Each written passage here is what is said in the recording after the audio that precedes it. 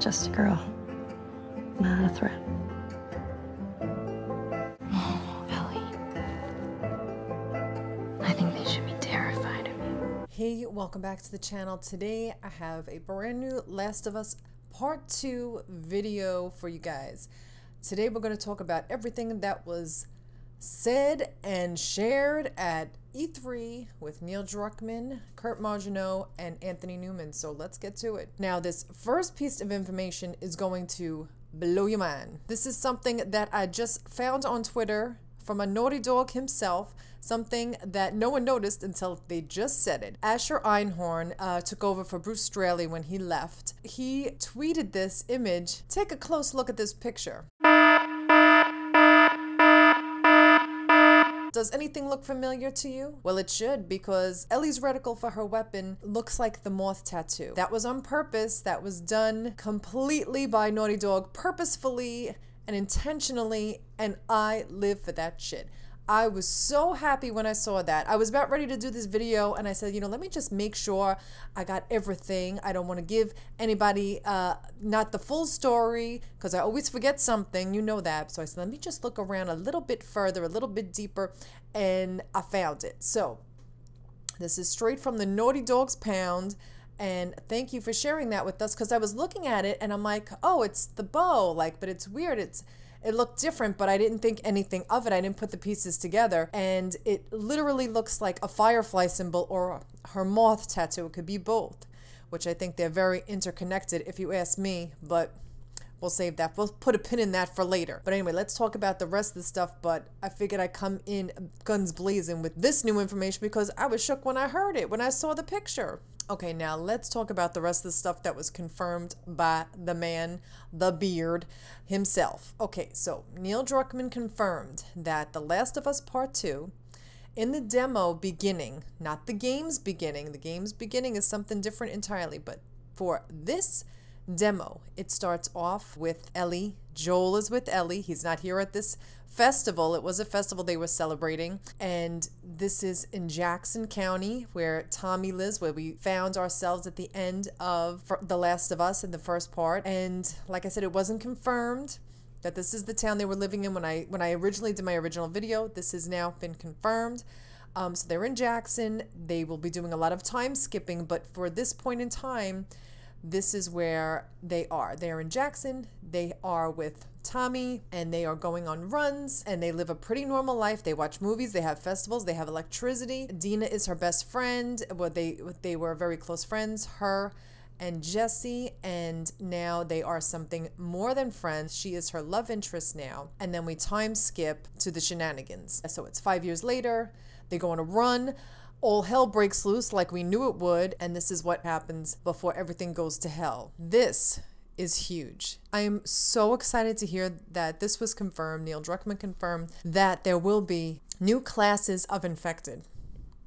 Now, I don't know how they're going to pull this off, and I don't care because I am so excited for this. This was the most exciting piece of news for me because I was terrified of the infected. I've played this game thousands of times. It still scares the crap out of me. And running away from the bloater is enough to give me a heart attack. You know it's going to be bigger and badder. You know they're going to have like a super bloater or something. It's going to be a big-ass baddie, and I'm already shaken. Now, another thing I have a big question about that they didn't really talk about is listening mode. When you go into listening mode for Joel or Ellie, everything goes gray. You get to look around. Enemies will pop up if they're close enough. But we didn't get that. We heard the audio cue. We saw the white light. Is that the new listening mode? They didn't really talk about that in detail, but I'm curious. What do you guys think? So if they made this so we won't have to go into listening mode and do like press a button while we're trying to walk or crouch or run away, that would be fantastic. If it automatically does it for you and it just pops up like it did in Uncharted, I am all for that. But what happens if we have multiple enemies? That's my only question. Okay, so the healing is different. They talked about all the different mechanics that they've upped their game, and they sure have. Healing is no longer crouching down and wrapping your arm up in a bandage. It is now you're really going in. You see the cinematic of Ellie trying to pull the arrow out of her chest. Probably different for each time that you go through a healing process, depending where the injury is, but we get no kneeling, crouching from behind over the shoulder, wrapping of the bandage. And this is done through R1, okay? They talk about the new and improved stealth mechanics and cover systems. We can hide, we can go into the cars or trucks. We can also hide in the grass, but it is not an invisibility shield. If we are not all the way hidden, enemies can see us depending on where they are in the environment. You will be able to be spotted if you are not completely hidden or are not in deep enough. If you are in the eye line of the enemy, they will find you under the truck, as we saw in the gameplay. So it seems like there's a really well balanced pros and cons. Like we get all these extra stealth mechanics, but we're easily spotted. The AI is smarter. The AI is much smarter than it was in the first part. Since we can hide, they have to be able to look for us and search for us. So it's a give and take. It seems like a very good balance, but it seems extremely frightening. And also, I explained in my other breakdown video how on the HUD we can see if we are able to be spotted by the enemies, by the grayed out circle, expanding and contracting depending on how close we are to the enemies, and if we are out of their line of sight. Okay, so crafting has been improved. They talked about crafting and how they revamped the whole crafting system and they expanded it. They made it more diverse, and we're able to craft ammo and for our bombs and for our arrows, for explosions. Those exploding arrows are officially my favorite weapon of choice in this game already because they are devastating. Now, you know how I feel about this crafting menu. You know I went crazy when I saw that crafting menu because I am a fan of the crafting menu in the first one. And now for the second one, they made my crafting dreams come true. It's so good. It's so good. It's been updated and improved and expanded. More items are being utilized to craft from. Ellie's skills. So now Ellie has such a refined set of skills in this game. In The Last of Us, she had very limited skills. This game, not only does she have more skills, she has more refined and brutal skills. She has improved her fighting techniques and uses anything and everything in the environment that she can. She can pick up ammo that the enemy drops, but it's actually ammo not just on the floor. You can actually take ammo out of the person, like the arrows we saw. And we can pick up explosive items too. So we can pick up the explosive crafting items from downed enemies. You can retrieve arrows from downed enemies as well, but we pull them out. It's more visceral that way. It's more brutal that way. And they make everything feel like it has a sense of tension to it and horror. There is upgraded melee weapons. They spoke about how they have the hammers and that super hammer, that sledgehammer, that fucking Thor bringing the heavens down hammer. The upgraded fighting mechanics with the combat. She can fight from the ground. She can fight from a prone position, laying down. She can shoot from a prone position. When she's prone under the car and she's on her stomach, she can shoot from there. And then also when she's on her back and she's being attacked by the Seraphite, that's the cult, the religious cult. So she is able to shoot and fight from her back, from her belly. That gives it so much more freedom to fight. She's also able to dodge. She can dodge the enemy attacks, not just push back. She can also squeeze through small spaces. We can jump now. We can snatch the enemy's weapons from them, the melee weapons, right out of their hands and use it against them. Also, the enemies can grab you and throw you. Enemies have different and larger melee weapons like the hammer and the sledgehammer. These enemies can do so much damage with these weapons. That sledgehammer shook the walls, and that enemy took Ellie and tossed her right through the glass case in the store that they were in, and the particles that fell apart from the glass, it was just beautiful. You know, they knocked the walls down, debris is flying everywhere, but it looks beautiful and it makes sense. It did look beautiful, but not so good for Ellie. Now, if you've noticed the move that Ellie makes when she grabs that hammer from the enemies, not only does she grab it from them, she grabs that weapon from the enemy, and as she grabs it, she flips it in midair, catches it, she like twists it, she flicks her wrist, she catches it, and she swings it at the enemy in one fell swoop. So seamless. And then she strikes with one quick movement. It is flawless, and it is seamless, and it is perfection. I woke up in the morning about 9:30. Hacks in the buggy standing in line. Jensen gave her. Like In Uncharted 4, there are many ways to go through an area. You can bypass certain areas. You can go different ways. You don't have to take the same route that was shown in the gameplay. That's just like Uncharted. You can, and Uncharted: The Lost Legacy, they learned a lot from those games, and they said there's not one way to go through a certain area, or stealthy, or guns blazing. There's different traversal mechanics. You can jump through over gaps like Ellie did when she was shot with the arrow, and then she jumps over to go into the store. You see her taking cover behind the counter. You also have a dedicated jump button, which means we get to play with more verticality. There are places that we can reach now that we would never be able to reach before unless we had a ladder. I'm thinking that this is the no more ladders. I know that was a cooperative building experience, friendship experience between Joel and Ellie to get them to work together, to like bond them a little bit, showing them they had to work together. So I think that by giving us this dedicated jump button, it's going to give us a lot more freedom, and we're not going to have time for any of that. So they kind of addressed it a little bit. So there'll be many areas that we will be able to access that weren't available to us before. There is confirmed multiplayer for all you multiplayers out there. I am not a multiplayer of this game. I am terrible at it, and it gives me anxiety just to think about it, but I know all y'all are excited for it. So it is confirmed. You guys will have the multiplayer. I might even play multiplayer with you guys when it comes out after I'm done with the full story, just for shits and giggles, just to have fun. Let me know if you're excited about the multiplayer. The world is going to be much larger. This is one of the largest games they've ever made, and that's saying something compared to Uncharted 4 and Uncharted: The Lost Legacy. They were more wide linear game, open world, but not so open world, but you still have a set path to go on, a path to follow, but there's more to see. Now, I love exploring the world in The Last of Us. I know every inch of that game. There's nothing I haven't found in that game and seen because I have explored it extensively.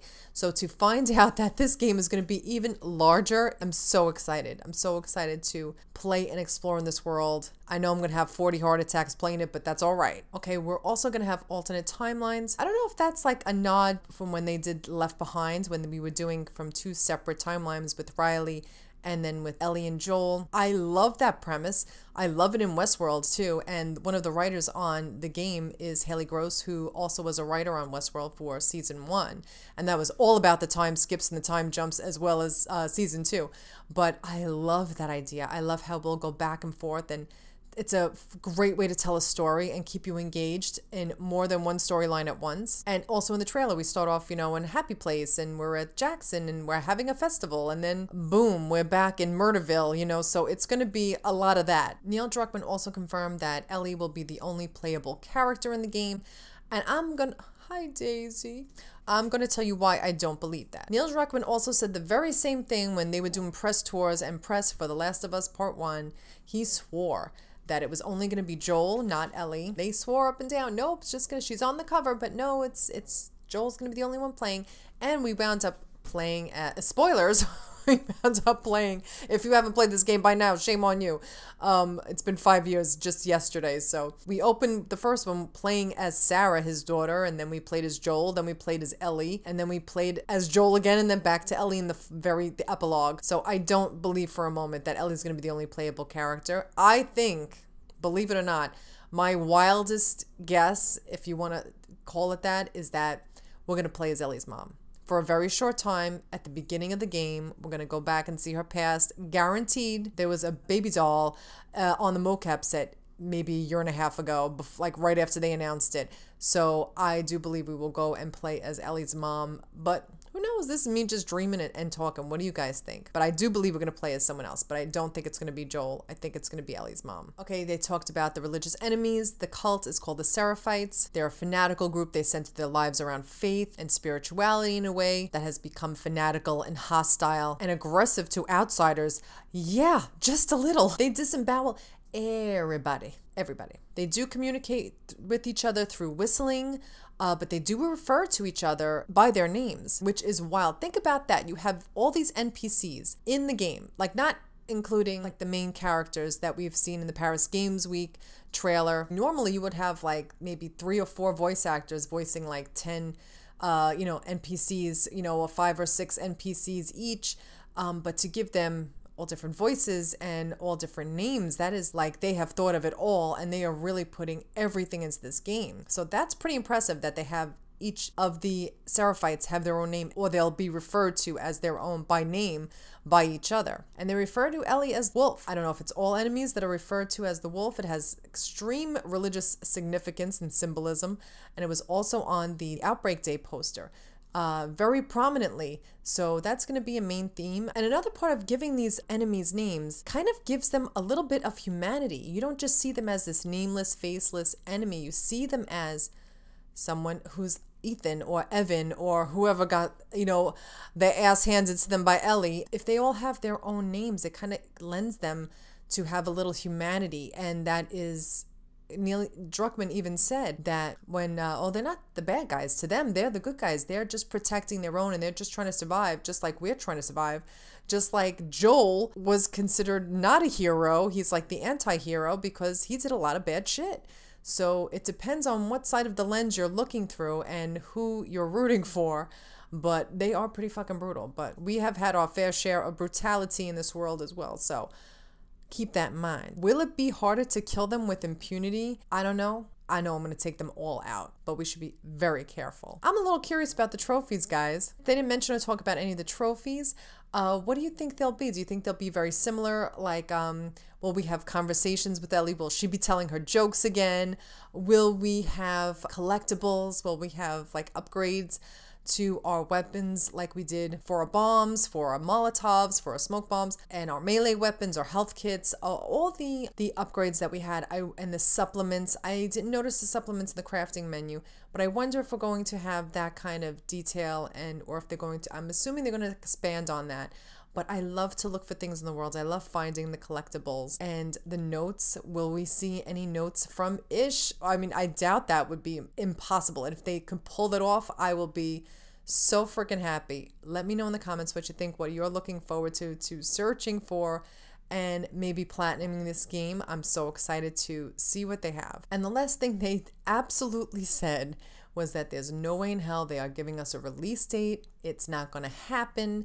They are going to give us the release date when it is almost close to releasing, when they are absolutely sure there will be no delays, and then they're going to announce the release date. So I'm thinking anywhere between September to the end of November of 2019, it's going to come out. I really feel like it's only maybe about 70% done, and that doesn't count all of the polish they're going to put on it. That will probably take another 2 months at least. So it would be nicer to have it a whole lot earlier, but like I said, they're probably only working on it for about 2 years. It was like a year and a half in at PSX, and that was 6 months ago. So 2 years, usually 3.5 years it will take for them to put this game out. But I am kind of glad they're not giving us a release date, because you know I'll be hanging on to that release date for dear life. Can't wait to play it. I am so excited for it. I'm going to play the hell out of that game on my channel. I hope you guys can stick around and watch. And any and all Last of Us news part 2, you know to come here. I'm going to give you all the info that you can handle. If you like this video and my channel, please leave a like and subscribe if you can. And if you can, please support me on Patreon. Every little bit helps. Help a girl out. Thanks so much for watching, and I'll be back with more.